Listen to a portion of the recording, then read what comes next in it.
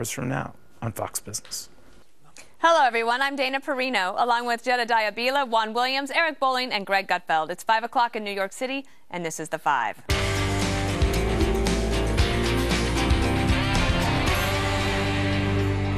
In his first interview since the Freddie Gray riots, Baltimore's police commissioner made a remark that's making some headlines. Anthony Batts says he knows there's mistrust for law enforcement, and police nationwide must accept that they are part of the problem.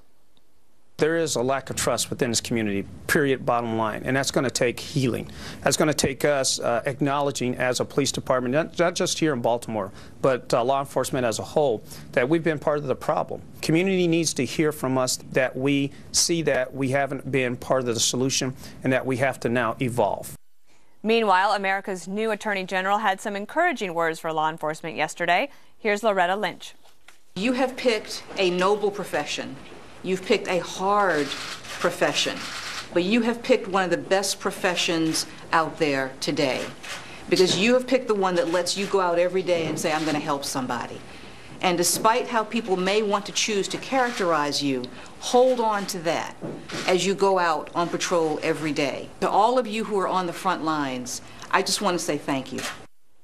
All right, I really like her tone and her comments. And Juan, I got to say that if the police commissioner in Baltimore is saying that they have a problem, I don't know if he's saying nationwide, but if he's saying that there's a problem, maybe he's right. I mean, then he is probably going to be one of the people that tries to fix it.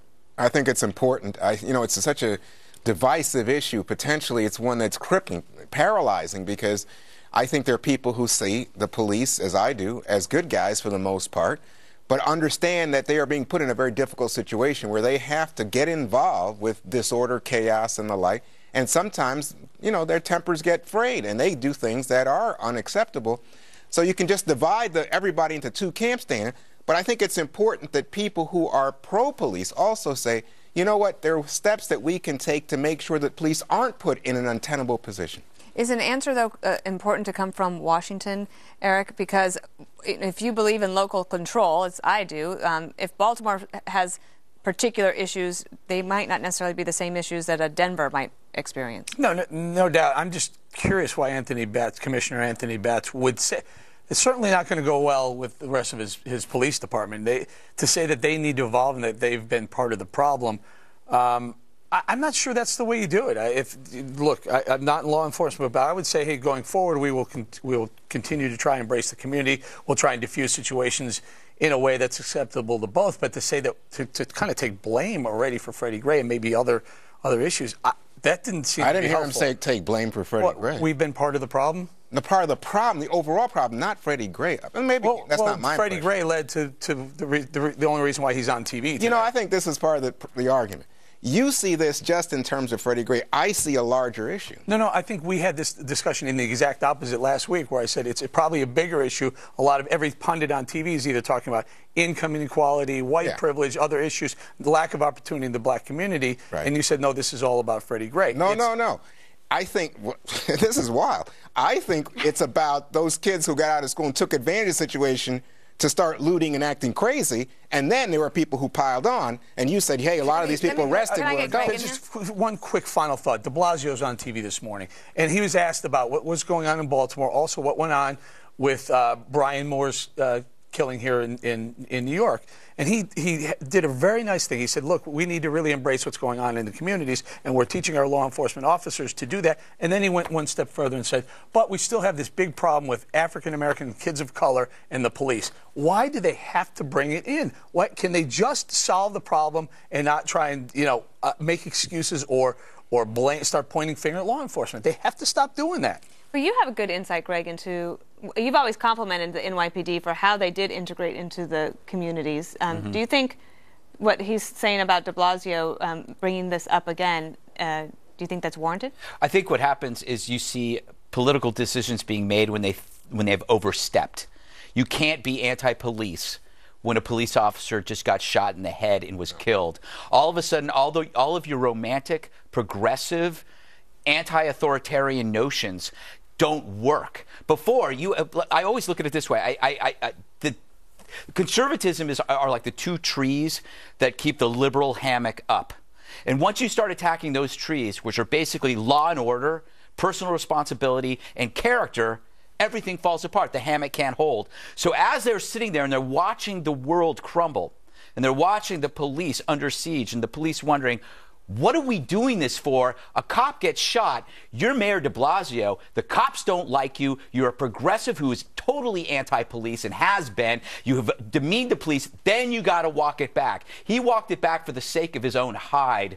And I mean, it goes back to this thing that drives me nuts. We've had this thing in Baltimore. We've had this thing in Texas. When you talk about ISIS, you have people talking about bad apples among Islam. When you talk about the looters in Baltimore, you talk about the bad apples among protesters. When you talk about the police, you talk about the whole barrel. There are no bad apples. That's why I enjoyed Loretta Lynch coming out there and saying that despite these odd incidents, the justice system is not broken. Because whenever the left says something is broken, that's their way to break it more. It's the nature of career agitation, to demolish without alternative, to go after a tradition, to go after a profession without a solution, because the solution is always revolution. You don't need to replace anything. Janet, I think that Loretta Lynch, so the new Attorney General, is kind of like the right Attorney General at the right time. She brings a different tone, and I think maybe they just needed somebody besides Eric Holder to start delivering some of these messages. Yeah, very different from what you would have heard from Eric Holder. There was a striking contrast. I think she hit the right tone. I think she was supportive of law enforcement while at the same time, you know, suggesting that there is reform that could be made. And I agree with you, Dana. I think the commissioner probably has the best sense of what's going on within the police force and on the ground. And if he says there are some changes that could be made, there's some reform, I think what he was probably trying to suggest is there is a bonding that needs to happen between law enforcement and the community. Something is not right here that's causing constant tension and constant conflict. And I think for him to come out and say, we don't play a role in that, it's all up to you guys to fix the problem, would not have resonated well in that area and across the country, given that this is a problem that we're seeing pop up everywhere. So I think what he was saying is, we'll do our part, you do your part, let's come together and fix this. And I appreciated that message. But here's part of maybe what is the problem on the other side, which is there were developments today about the evidence regarding the knife and whether it was legal or not legal, city or state. Let's listen to the prosecutor. Officers Miller and Narrow then placed Mr. Gray in a seated position and subsequently found a knife clipped to the inside of his pants pocket. The blade of the knife was folded into the handle. The knife was not a switchblade and is lawful under Maryland law, as no crime had been committed by Mr. Gray. Accordingly, Lieutenant Rice, Officer Miller, and Officer Narrow illegally arrested Mr. Gray.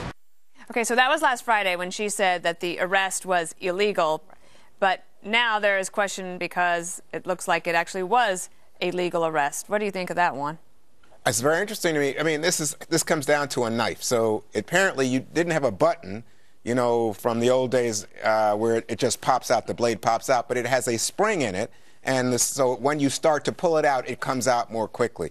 So technically, Mosby's right. It's not a switchblade, but it's a spring-assisted blade. And as such, therefore, it would be illegal, I think, under all. By the way, I think it's both Maryland and city law, state and city law. So if that case, then, if that's the basis of her decision that it was an illegal arrest, she's wrong. So then, Eric, where does that leave us? Here's how I think because it we leaves. basically ended up with that last week. There's no way Freddie Gray should be dead right now. We understand that. I don't think there's anyone on either side of the aisle, any side of the debate, would disagree that Freddie Gray should not be dead right now. Whether it's illegal arrest, whatever, how he was treated, he shouldn't be dead. I'm concerned about what happens afterwards. For some reason, this is just not sitting right with me that this commissioner, Anthony Batts, would go so far as to say that take some of the responsibility, some of the blame. It just doesn't seem right. That's not what a police commissioner should do. It's not what Bratton, certainly what Bratton didn't do that here in New York City. I don't know why, and I think it's going to have some backlash in Baltimore.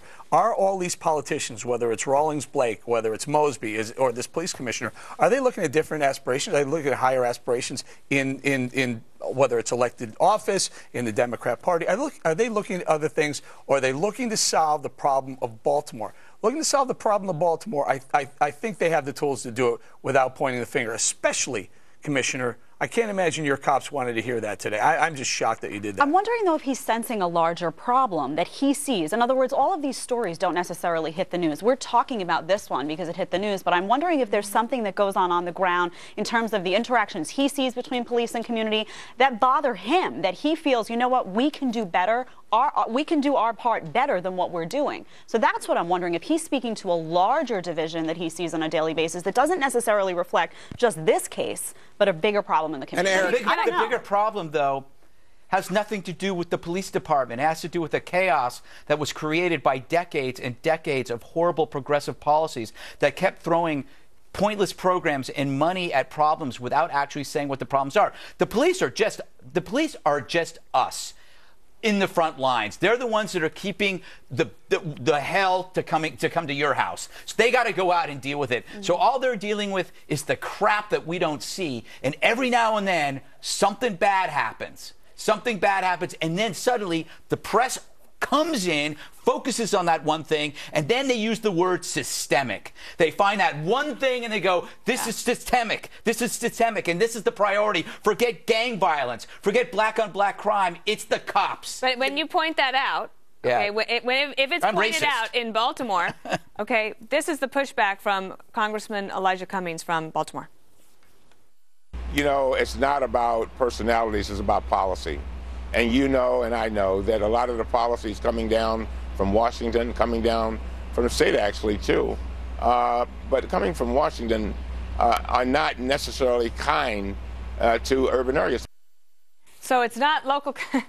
Basically, if you're a critic of Baltimore, you can't win either way, because what he's saying is that don't look at us. It's not our fault. It's all Washington's fault. Yeah, but then you have people saying that this is a problem with government. But last time I checked, the 150 businesses that were looted were not HUD offices. The Asian shopkeepers didn't work for the DMV. Maybe concentrate on creating some kind of help for the productive in your population and not just create more graft and grift for bureaucrats. Well, let me just say, you know, I was listening to you so intently because when you said, in fact, what we do is we send the police in to make sure that the chaos and disorder doesn't come into our communities, I thought you were speaking the absolute truth. So the question then becomes, under color of authority and with a gun, as the cops are in there, and we say, hey, keep that away from the downtown area, keep it away from our businesses, don't let my kids or my lawn get these crazy people.